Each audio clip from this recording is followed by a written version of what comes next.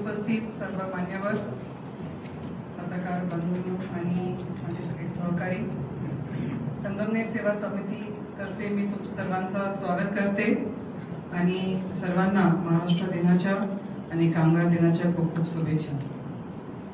आजचा हा दिवस आपण मागचे 100 दिवस नगरपालिकेच्या निवडणुकीनंतर जे काही कामकाज आपण केलेलं आहे त्याचं आढावा आपण द्यायला इथे आलो आहोत।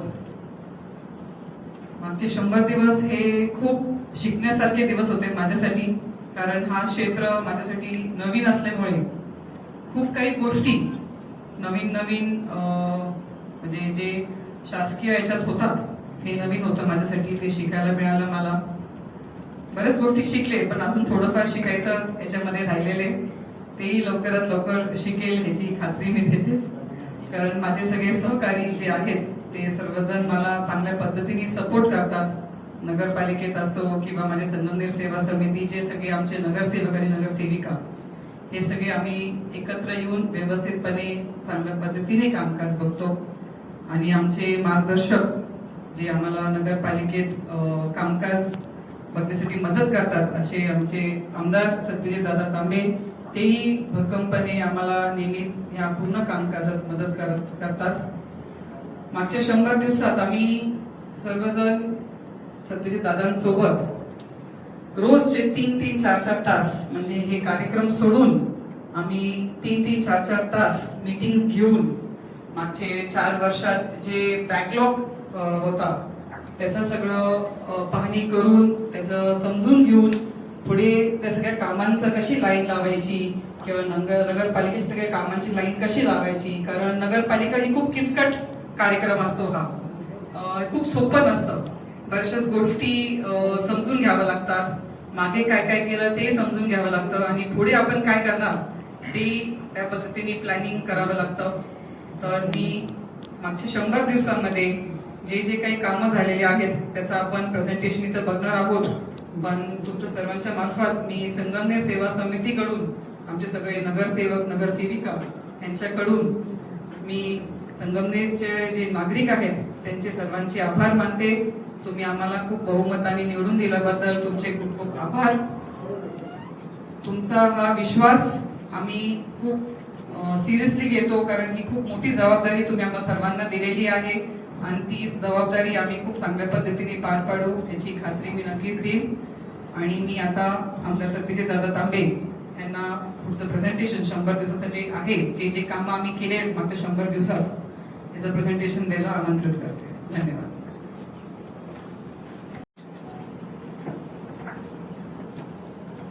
नमस्कार। आपल्या सगळ्यांना सर्वप्रथम मी महाराष्ट्र दिनाच्या आणि कामगार दिनाच्या खूप खूप शुभेच्छा देतो। खरं तर संगमनेर नगरपालिकेची निवडणूक ही डिसेंबर महिन्यामध्ये झाली आणि 3 जानेवारी 2026 रोजी आपल्या नवीन नगराध्यक्षा डॉक्टर मैथिली तांबे यांनी पदभार स्वीकारला।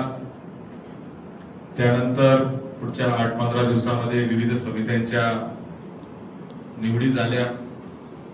आपले उपनगराध्यक्ष म्हणून नूर मोहम्मद शेख, त्याचबरोबर बांधकाम समिती सभापती म्हणून किशोर भाऊ पवार, आरोग्य सभापती म्हणून किशोर भाऊ टोकसे, महिला बाल कल्याण समिती म्हणून सभापती म्हणून डॉक्टर अनुराधा, शिक्षण समिती सभापती म्हणून डॉक्टर अनुराधा सातपुते, त्याचबरोबर महिला बाल कल्याणच्या सभापती म्हणून सौ सरोजना पगडाल, उपसभापती प्राची अमोल कवडे, अशा सगळ्यांच्या आणि पाणी पुरवठा सभापती म्हणून लाला मुजीब यांची निवड या ठिकाणी आपली झाली आणि त्याच्यातून सगळ्या लोकांनी काम करायला सुरुवात केली।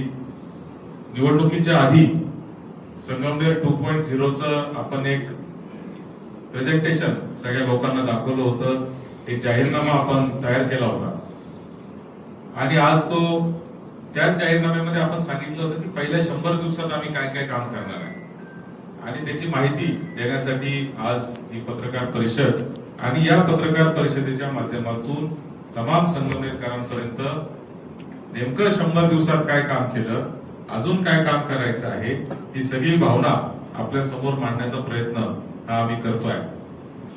कारण माझं असं ठाम मत असतं की लोकशाहीमध्ये लोकांनी एकदा माणूस निवडून दिला की त्याला परत बोलवण्याचा अधिकार लोकांना नाही.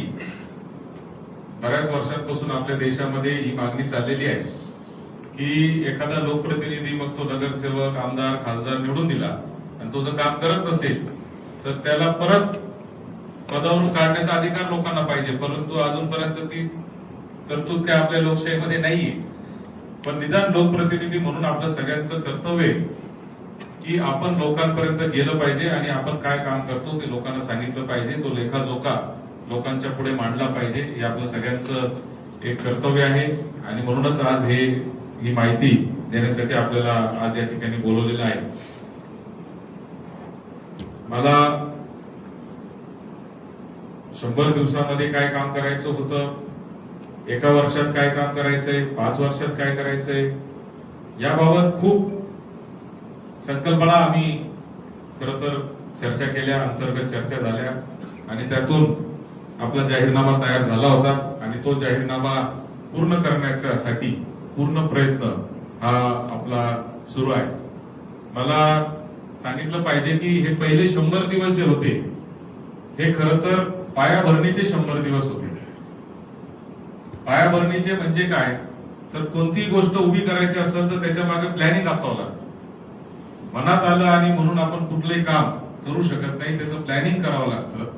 त्या प्लॅनिंगच्या मागे एक तांत्रिक अनुभव असलेला म्हणजे फोर्स पण असावं लागते. आपल्या मनात आलं म्हणून आपण काम केलं असं चालत नाही. आपण मागच्या काळात जर पाहिलं तर प्रशासकीय काळामध्ये विशेष करून असं झालं की खूप अडचणी निर्माण झाल्या, त्याबद्दल मी बोलेलच.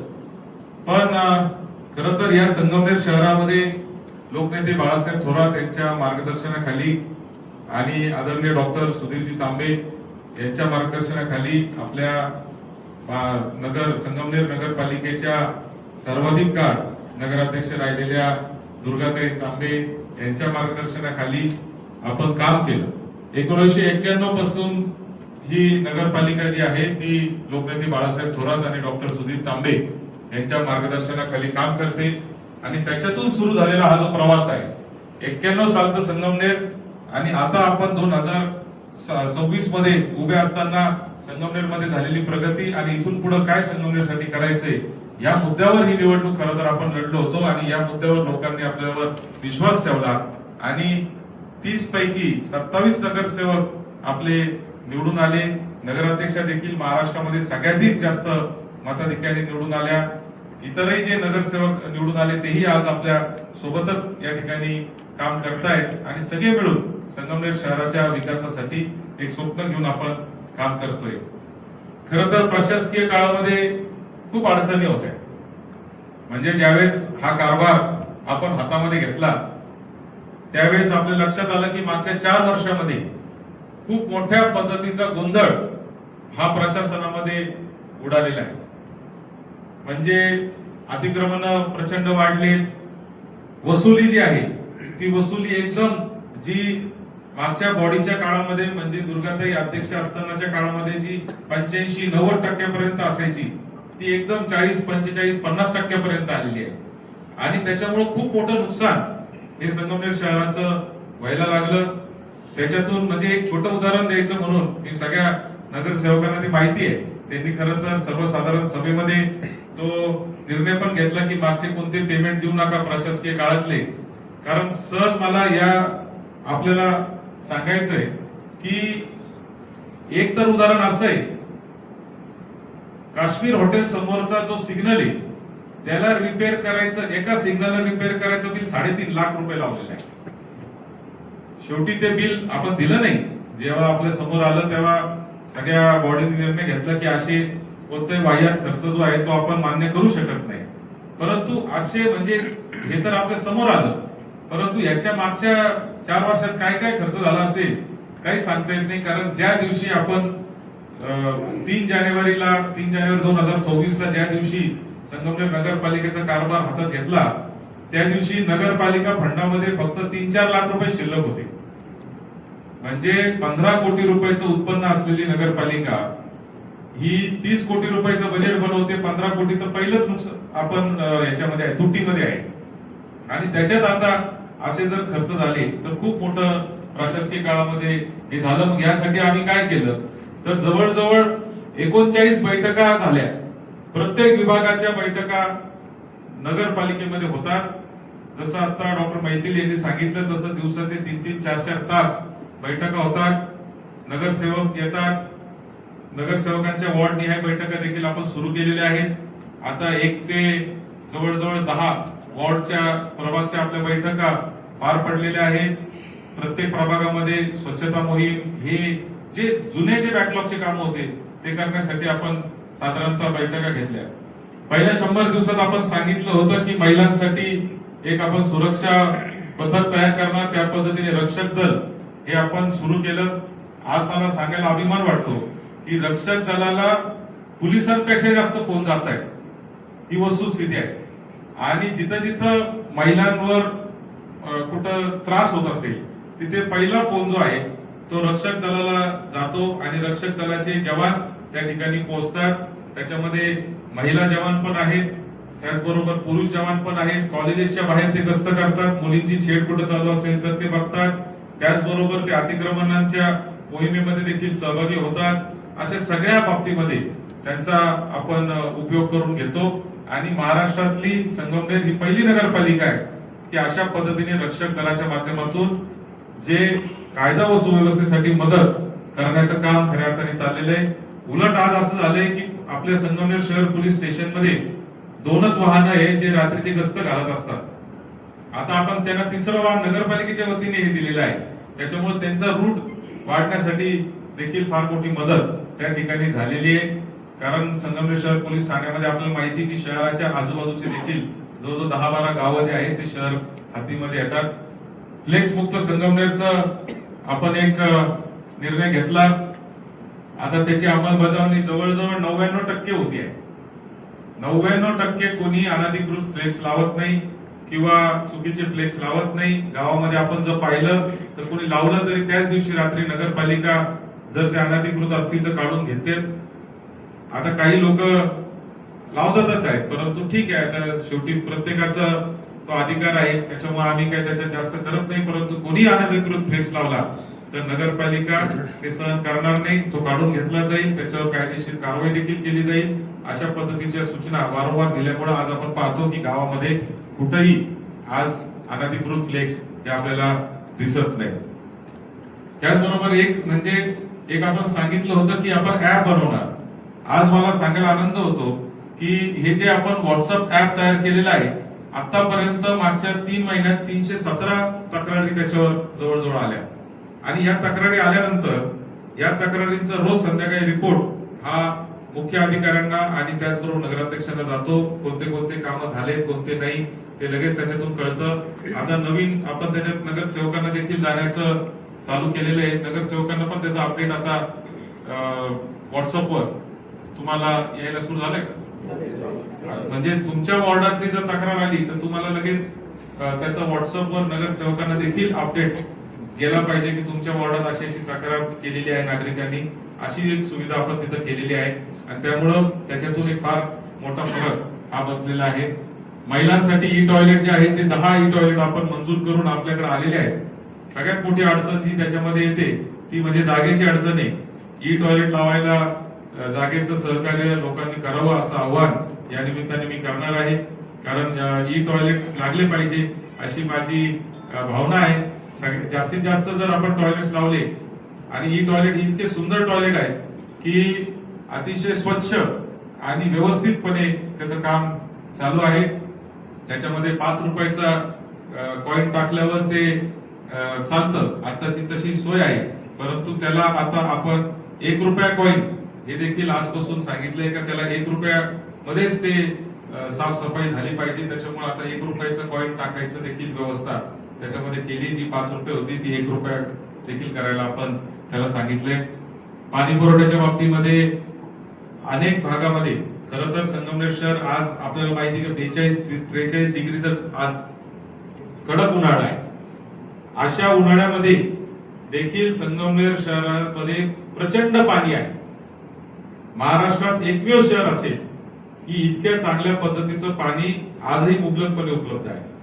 आता काय झालंय की शहराचा विस्तार जसा होतोय किंवा ज्या पद्धतीने नवीन बांधकामं वाढत आहेत त्या पद्धतीने काही नवीन लाईन टाकावं लागतात आणि त्या नवीन लाईन टाकत असताना कधी कधी जुन्या लाईनवर देखील त्याचा दाब पडतो किंवा काही ठिकाणी मोटर जे आहे त्या छोट्या कॅपॅसिटीच्या आहेत, पाण्याच्या टाक्या त्याच्यामुळे भरल्या जात नाही विहित वेळेत.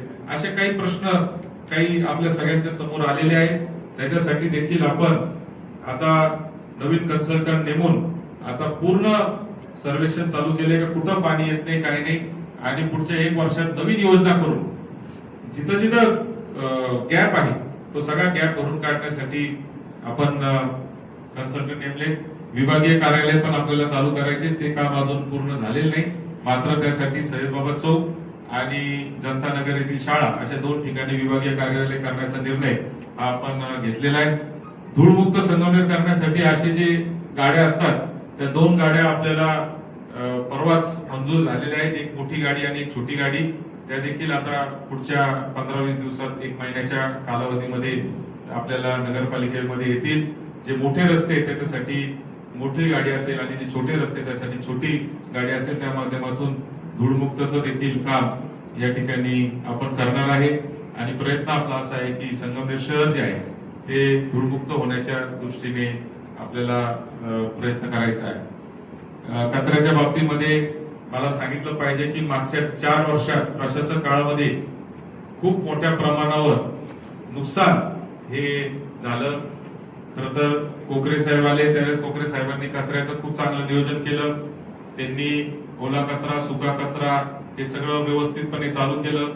त्यांनी कचऱ्याचं डेपोवर देखील फार चांगलं काम केलं. परंतु आता माझ्या एक गोष्ट लक्षात आली की एखादा माणूस चांगला आला तर तो काम करतो, तो गेला की ते परत ढिल्लं पडतं सगळं काम. आणि म्हणून हे काम जे आहे ते शाश्वत असलं पाहिजे. कोणताही विकासाचं काम हे शाश्वत असलं पाहिजे. माणूस आला काय गेला काय, कोणता अधिकारी असला काय नसला काय, ते काम चालूच राहिलं पाहिजे. त्या दृष्टीने आपण हा प्रयत्न करतोय.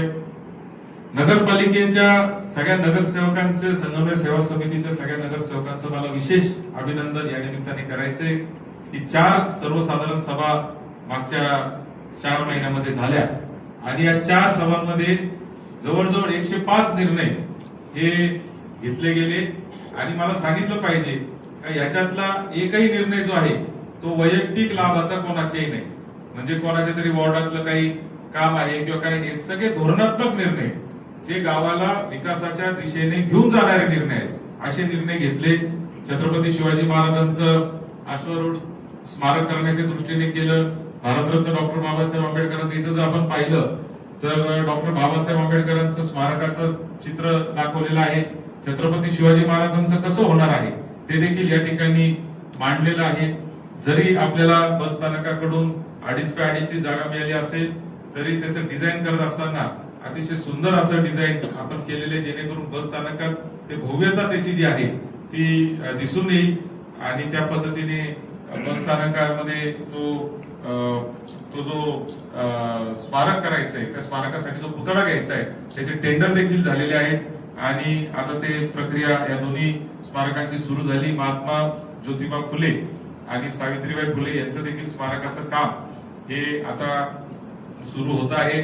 त्यासाठी आम्ही थोडस अजून जागा कशी वाढवू शकतो या दृष्टीने प्रयत्न आपला चाललेला आहे, जेणेकरून त्याची भव्यता थोडीशी वाढवता जर आली तर अजून चांगल्या पद्धतीने ते होईल. कारण ती जागा तशी थोडी छोटी आहे तर त्याला अजून कसं करता येईल या दृष्टीने एक संकल्पना आपण मांडली. आणि त्याचबरोबर अण्णाभाऊ साठेंचं देखील स्मारक आपल्याला करायचंय, त्या दृष्टीने जागेचं देखील आपण काही निर्णय घेतलेला आहे. असे अनेक निर्णय आपण घेतलेत. यंग नॅशनल ग्राउंड आणि गंगामाईचा घाट इथे हेल्थ क्लब आपल्याला करायचे, ज्याच्यामध्ये स्विमिंग पूल असेल आणि जिम असेल, त्याच्यामध्ये मुलांना महिलांना खेळण्यासाठी व्यवस्थित जागा असेल, असे 2 हेल्थ क्लब आपण केले. सगळ्यात महत्वाचं म्हणजे हा जो विकसित संगमनेर 2047 हा जो विषय आहे हा म्हणजे आपल्याला माहिती आहे की दर 20 वर्षाला आपल्याला डेव्हलपमेंट प्लॅन बनवावा लागतो प्रत्येक गावाला. दर 20 वर्षाला आपला पहिला डेव्हलपमेंट प्लॅन संगमनेर शहराचा 1980 साली तयार झाला. नंतर दुसरा 1996 ला झाला. 96 नंतर 2006 ला झाला आणि आता 2006 नंतर 2026 ला आपला डेव्हलपमेंट प्लॅन ज्याला डीपी आपण म्हणतो ते बनवायचं काम सुरू झालेलं आहे. मागच्या बैठकीत आपलं काम ते सुरू झालं. सुदैवाने असं आहे की आपला जो डीपी 2026 ला आता तयार होईल तो पुढचा डीपी आपला येणार आहे 2047 ला. म्हणजे आपल्या देशाचे 100 वर्ष ज्या वर्षी पूर्ण होणार, ज्यावेळेचं स्वप्न पंतप्रधानांनी मोदीजींनी सांगितलं की विकसित भारत होणार किंवा विकसित महाराष्ट्राची संकल्पना मुख्यमंत्री देवेंद्रजी फडणवीस यांनी सांगितली, तर तशाच पद्धतीने 2047 ला परत आपला पुढचा विकासाचा आराखडा तयार होईल आणि म्हणून विकसित संगमनेर कसं असेल याचं काम देखील आपण या ठिकाणी चालू केलेलं आहे. अनेक बाकीचे निर्णय खरं तर झालेले आहेत. एवढे निर्णय झाले आता मी सगळे निर्णय काय वाचत नाही, याची कॉपी आपल्याला दिली जाणार आहे. शहरामध्ये आपण जवळजवळ 3 ते 4 ठिकाणी भाजी मंडई आणि 6 ठिकाणी आपण फूड कोर्ट तयार करतोय, जिथे रस्त्यावर जे काय दुकान आहेत आता जेवणाचे आणि खाण्यापिण्याचे त्यांना सगळ्यांना त्याच ठिकाणी व्यवसाय करावा लागेल जिथं नगरपालिका त्यांना जागा ठरवून देईल.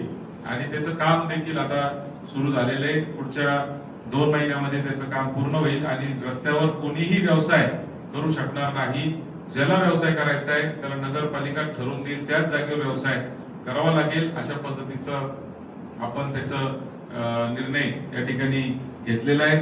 त्याचबरोबर हा एक मुद्दा फार आपल्याकडे प्रकर्षाने येतो, तो म्हणजे भटक्या जनावरांचा एक प्रश्न शहरामध्ये खूप मोठ्या प्रमाणावर असतो. भटके कुत्रे असतील, भटक्या गायी असतील, तर त्या बाबतीत देखील धोरण आपण घेतलेलं आहे. गायांच्या बाबतीत देखील नाव नोंदणी करणं आता कंपल्सरी केलेलं आहे. भटके कुत्रे असतील तर त्यांच्यासाठी आपण पंचायत समितीमध्ये आता जागा घेतलेली आहे, जिथं त्यांच्यासाठी एक व्यवस्था करण्याचा निर्णय घेतलेला आहे. त्यांची नसबंदी असेल, बाकीचे उपचार असतील त्यांच्यावर, ते त्या ठिकाणी आता केले जातील अशी व्यवस्था आपण आता उभी करतोय. त्याचबरोबर खरं तर आता अनेक प्रकल्प आपण केलेले आहेत. हे जीआयएस आधारित आज आपलं एकमेव गाव आहे, सरकारने कंपल्सरी केलेलं आहे की सगळ्या गावांचं जीआयएस म्हणजे सॅटेलाइट वरून घरांची मोजणी झाली पाहिजे. परंतु अजून आपल्याकडं ती झाली नव्हती. ती आपल्याला शासनाने करायला सांगितलेलं आहे. कलेक्टरांनी त्यासाठी आपल्याला निधी पण दिला. ते करण्याचं आपण निर्णय घेतलेला आहे. प्रधानमंत्री आवास योजना असतील किंवा विविध योजनांमधून नागरिकांना घरं देण्यासाठी जवळजवळ 2000 नागरिकांना आपल्याला म्हणजे कुटुंबांना आपल्याला संगमनेर शहरातल्या घरं द्यायचे आहेत. त्याचं देखील आपण हे केलं आणि त्याची देखील प्रक्रिया आपण सुरू केलेली आहे. आता अतिक्रमण आणि अनधिकृत बांधकामाच्या बाबतीत देखील अनेक वेळा अनेक लोक आपलं मत मांडत असतात की अतिक्रमण काढले, ते 15-20 दिवस काढले, परत आले. ते परत का आले त्याचं कारण असं आहे की ज्यावेळेस आपण अतिक्रमणांवर कारवाई केली त्यावेळेस अतिक्रमणांवर कारवाई केल्यानंतर अनेक लोक हे आपल्याकडे असे आले की ज्यांनी काहींनी नाव नोंदणी केलेली होती, काहींनी नाव नोंदणी केलेली नव्हती आणि त्यांच्यासाठी पर्यायी जागा देणं यासाठी आधी पुनर्वसन मग धरण या तत्वाप्रमाणे त्यांना आता पर्यायी जागा उपलब्ध करून देण्याचा निर्णय हा आपण केला. त्याच्यासाठी सगळ्यांना पर्यायी जागांचं नियोजन केलं आणि मग आता त्यांचं जे आहे एकदा पर्यायी जागा त्यांना दिल्या की त्यांना त्या जागेवर व्यवसाय करावा लागेल अशा पद्धतीचा निर्णय देखील आपण केला. आणि म्हणून थोडस मागच्या एक 15-20 दिवसापासून आपण जी अतिक्रमण विरोधाची मोहीम जी थांबवली त्याचं कारण हे आहे की शेवटी जो माणूस तिथे व्यवसाय करतो, आता तुम्हाला सांगायला हरकत नाही की ज्यावेळेस पहिल्यांदा नोंदणी झाली होती तेव्हा 881 पथविक्रेत्यांनी नोंदणी केली होती आणि आता आपण नोंदणी केली तर 1870 लोकांनी नोंदणी केली. म्हणजे 1870 केली. मग 1870 हा आकडा खूप मोठा आहे.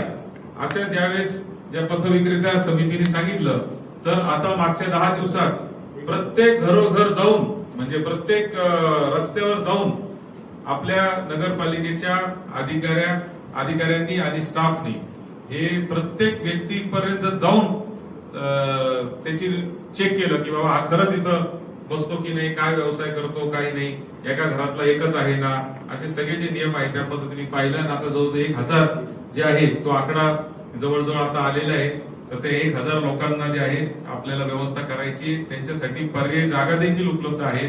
फक्त अडचण अजून काही व्यवसायांची आलेली आहे, ठराविक जे व्यवसाय जसं मेकॅनिकचा व्यवसाय, त्याला कुठं जागा द्यायची, त्याचा एक वेगळा एरिया असतो, किंवा भाजी घेणाऱ्यांचा एरिया वेगळा आहे, खायला जाणाऱ्यांचा एरिया वेगळा आहे.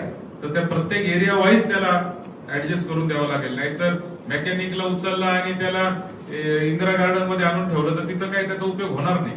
त्याच्यामुळं हे प्रत्येक व्यक्तीला त्याच्या एरियानुसार त्याचं गिराईक कुठं होतं, त्याचा जम कुठं बसलेला आहे व्यवसायाचा.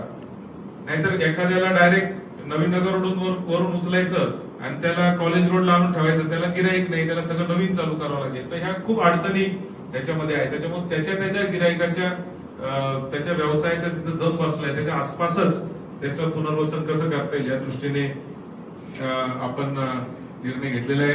प्रशासकीय सक्षमीकरणासाठी खूप कामं हे झाले. मुंबई महापालिकेची भेट झाली, त्याच्यातून सगळे नगरसेवक नगरसेविका तिथं जाऊन आले, त्यांना खूप मोठा अनुभव त्याच्यातून मिळाला. आता मी प्रशासकीय सुधारणांमध्ये खूप सुधारणा करण्याचा प्रयत्न आपण केलेला आहे. तुम्हाला ते येणाऱ्या काळामध्ये दिसेलच. छोट्या सुधारणा आपण केलेल्या आहेत. बऱ्याच वेळा काय होतं की छोटीशी सुधारणा म्हणजे आपण सगळ्यांना आता ऑफिशियल मोबाईल नंबर हे सगळ्या जे अधिकारी आहेत त्यांना सगळ्यांना नगरपालिकेचा ऑफिशियल नंबर देण्याचा निर्णय घेतला आणि त्यांना आता काल परवापासून आपण ऑफिशियल नंबर दिलेले आहे. कारण काय होतं की तो अधिकारी बदलून जातो, मग नवीन अधिकारी येतो, लोकांना माहित नसतं कोण नवीन अधिकारी आहे. त्याच्यामुळे त्या विभाग प्रमुखाचा नंबर हा तसाच राहील कायमस्वरूपी. म्हणजे पाणी पुरवठ्याचा नंबर दिला की कोणी अधिकारी आला तरी पाणी पुरवठ्याचा नंबर तोच राहील, यासाठी ती व्यवस्था आपण त्या ठिकाणी केली. असे छोटे जे बदल आहेत ते आपण केलेले आहेत. त्याचबरोबर आपण वॉर्ड ऑफिसेस देखील चालू करण्याचा निर्णय आपण घेतोय. राजा फाउंडेशननी सगळ्या नगरसेवकांचं ट्रेनिंग घेतलं, त्याच्यामध्ये त्यांना नगरपालिकेचे कसे काम असतात, कशा पद्धतीने काम केलं पाहिजे याचं देखील ट्रेनिंग झालं. आता हे स्ट्रक्चरच आपल्याकडं तयार नव्हतं नगरपालिकेत की नेमकं कोणाला रिपोर्टिंग करणार आहे. प्रत्येक रिपोर्ट हा सीओ कडे जायचा, कोणी कोणाला रिपोर्ट करत होतं. तर हे आता ज्याला आपण एक ऑर्गनायझेशनल स्ट्रक्चर म्हणतो ते तयार केलेलं आहे. मला सांगितलं पाहिजे की आता नगरपालिकेत कायमस्वरूपी 180 फक्त कर्मचारी आहेत. कायमस्वरूपी 180 कर्मचारी आहेत. त्यापैकी 90 जे आहे ते सफाई कामगार आहेत राजेश भाऊ, आणि फक्त 90च इतर अधिकारी आणि कामगार आहेत. आता त्या 90 जे आहेत इतर, कारण सफाई कामगार रिटायर होत नाही, तो रिटायर झाला त्याच्या जागेवर नवीन माणूस येतो. परंतु हे उरलेले जे 90 रिटायर होणार आहे ते दरवर्षी रिटायर होतात. आता या वर्षी पण 10-15-7 लोक आता ह्या महिन्यात रिटायर होत आहेत. या वर्षभरात 15 लोक रिटायर होत आहेत. आणि नवीन भरती पूर्णपणे बंद आहे. सरकारकडून नवीन अजिबात भरती ही होत नाही. त्यामुळे दिवसेंदिवस ही कायमस्वरूपीची संख्या कमी होत चाललेली आहे. कंत्राटीची संख्या वाढत चाललेली आहे. आता 200 लोक कंत्राटी आपल्याकडे आहेत आणि कायमस्वरूपी 180. आता हे दोन्ही मिळून किती आहेत? साधारणतः 400 लोक आहेत. मी हा आकडा तुम्हाला यासाठी सांगतो कारण ज्यावेळेस डॉक्टर साहेब नगराध्यक्ष होते 91 साली, तेव्हा 750 लोक नगरपालिकेत कार्यरत होते 91 साली. आणि आता 400 लोकांमध्ये म्हणजे गाव वाढलं, लोकसंख्या वाढली, घरं वाढले, सगळं वाढलं आणि माणसं किती झाली? निम्मे झाली. याचा परिणाम आज असं होतो की एका वॉर्डामध्ये जर फांद्या तोडायच्या झाडाच्या असतील तर तिथं जर माणूस गेला तो काम करायला तर त्याला म्हणजे 3-4 दिवशीच तो इकडे पोहोचतो. आज फवारणी जर करायची असेल औषधाची गावात तर एका राऊंडला 25 दिवस लागतात. 25 दिवस म्हणजे फवारणी चालू केली की एक राऊंड मारायचा असेल गावात त्याला 25 दिवस लागतात. कारण तर मनुष्यबळ कमी आहे आणि म्हणून हा एक ही फार मोठी अडचण आपल्या समोर उभी राहिलेली आहे. आपण एक नगराध्यक्ष वॉर रूम तयार केलेलं आहे. या वॉर रूम मध्ये हे आपलं आता प्रत्येक प्रोजेक्ट वॉर रूमचं हे दाखवतील सॉफ्टवेअरचं करू शकता ना. तर सॉफ्टवेअर जे आहे त्याच्यामध्ये आता नगराध्यक्ष वॉर रूम आपण तयार केलेली आहे आणि प्रत्येक प्रोजेक्ट जो आहे तो प्रत्येक प्रोजेक्ट किती टक्के त्याची प्रगती झालेली हे त्याच्यात आता रोजच्या रोज दिसतंय. आणि याच्यातून जे काम आपल्याला करायचे ते काम तेव्हाचे तेव्हा रोज झाले पाहिजे यासाठी हा म्हणजे तयार केलेले आहे. आता खरं तर मागाशी मी माहिती सांगितली नाही तुम्हाला, सोमेश्वर कॉरिडॉर म्हणून पण आपण एक मोठं कॉरिडॉर करतोय. जेवढे गावातले देवस्थान आहेत त्यांना सगळ्यांना एकत्र करून तिथं विकासाचा एक तीर्थक्षेत्र विकासाचा आराखडा आपण तयार केलेला आहे. आणि आपला प्रयत्न आहे की कुंभमेळ्यामध्ये त्याला काही निधी असा मिळेल, तो पण एक प्रयत्न आपला चाललाय. तर हे वॉर रूम जे केलंय याचं काम फक्त एवढंच आहे की जेवढे प्रोजेक्ट चालू आहे त्याचा पाठपुरावा करणे हे काम. आता हे राज्यातून त्यांना बक्षीस वगैरे मिळाले. नागरी सुविधा केंद्र आपण करतोय. जांता राजा ते राजपाल हा जो रस्ता आहे तो एक मॉडेल रोड म्हणून आपण आता मंजूर केलेला आहे. त्याचं टेंडर देखील आता निघालेलं आहे. आणि तो रस्ता गावामधला एक म्हणजे बेस्ट रस्ता कसा असतो त्याचं मॉडेल एक तयार करायचं आहे आपल्याला. आणि त्यासाठी त्या रस्त्याची निवड आपण केली, कारण तुम्हाला माहिती तिथं अनेक बँका आलेल्या आहेत, उभं राहायला जागा नाही, पार्किंगची व्यवस्था नाही. तर आपण त्या रस्त्याला त्याच्यात एक मॉडेल रोड म्हणून आपण तयार केले. जे सगळे गावातले 35 उद्यान आहेत त्या 35 पैकी साधारणतः 8 उद्यान असे की जिथे लोक जात असतात, म्हणजे बाहेरचे लोक, जे पब्लिक उद्यान आहे. आणि बाकीचे जे उद्यान आहेत ते साधारणतः कॉलन्यांपुरते मर्यादित असलेले उद्यान आहेत. तर जे पब्लिकला जाणारे उद्यान आहेत ते सगळे खासगी संस्थांना आपण सांभाळण्यासाठी देण्याचा निर्णय घेतलाय. नमो उद्यानचं देखील काम आपलं प्रगतीपथावर आहे. 5 जुलै पर्यंत नमो उद्यान आपल्याला पूर्ण करायचंय आणि त्याची स्पर्धा आहे राज्याची, त्याच्यासाठी आपण तो करतोय. खर तर पहिल्या 100 दिवसात खूप कामं सुरू झालेली आहेत, परंतु एक सुरुवात आहे. आणि मी तर व्यक्तिशः मला जर विचारलं तर मी संगमनेर सेवा समितीचा पॅनल प्रमुख म्हणून मी काय फार समाधानी आहे असं काय नाही. कारण मला अपेक्षित होतं की खूप चांगलं काम होईल, परंतु अजूनपर्यंत मी पूर्णतः स्वतःच समाधानी नाही. 50-60% मी कामं करू शकलो जे करणं अपेक्षित होतं असं मला वाटतं. परंतु मला निश्चित खात्री आहे की सर्व जे आमचे नगरपालिकेचे नगराध्यक्ष आणि उपनगराध्यक्ष आणि त्यांचे सर्व सभापती, नगरसेवक, नगरसेविका आहेत त्याला थोडासा कामाचा वेग वाढवतील आणि कामाचं स्पीड वाढवून ते या ठिकाणी जे काय आपल्याला पुढच्या वर्षभरात करायचे ते करतील अशी मला अपेक्षा आहे. खरं तर आता इथं किशोर भाऊ टोकसे बसलेले आहेत. किशोर भाऊ टोकसे आरोग्य सभापती, पण सकाळी 6 वाजता ते त्या कामगारांच्या माग तिथं सफाई कामगारांच्या तिथं जाऊन उभे राहतात आणि दिवसातून किमान मला 10 तरी फोन त्यांचे वेगवेगळ्या कामाचे असतात. म्हणजे सांगायचं तात्पर्य की प्रत्येक जण जो आहे तो प्रयत्न करतोय, प्रत्येक जण पळापळ करण्याचा प्रयत्न करतोय.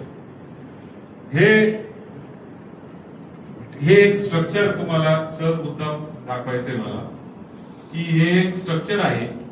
हे असं आहे की मोठ्या मोठ्या बिल्डिंग उभ्या राहिल्या आहेत, गाव आहे आणि हे गाव आता आपल्याला अतिशय सुंदर असं दिसतंय. वर त्याला काही छोट्या बिल्डिंग आहेत, काही मोठ्या बिल्डिंग आहेत, अशा पद्धतीचं ते स्ट्रक्चर आहे. पण हे स्ट्रक्चर दिसायला खूप सुंदर आहे, पण हे स्ट्रक्चर पूर्ण होण्यासाठी त्याला खाली एवढं पाय असावा. आपल्याला दिसतं किती जमिनीच्या वर एवढंच दिसतं, पण जमिनीच्या खाली त्याच्यासाठी खूप काम करावं लागतं. आणि म्हणून सांगायचं तात्पर्य हे की आता जे काय काम झालं 100 दिवसात ते तर सुरुवात आहे आणि पुढच्या वर्ष, 2 वर्ष, 5 वर्षात तर काम होणारच आहे. पण त्याच्यासाठी किती खाली जावं लागतं आणि किती मेहनत घ्यावी लागते मदने साहेब यासाठी हे तुम्हाला चित्र आज खास दाखवण्यासाठी मी शोधून आणलेलं आहे.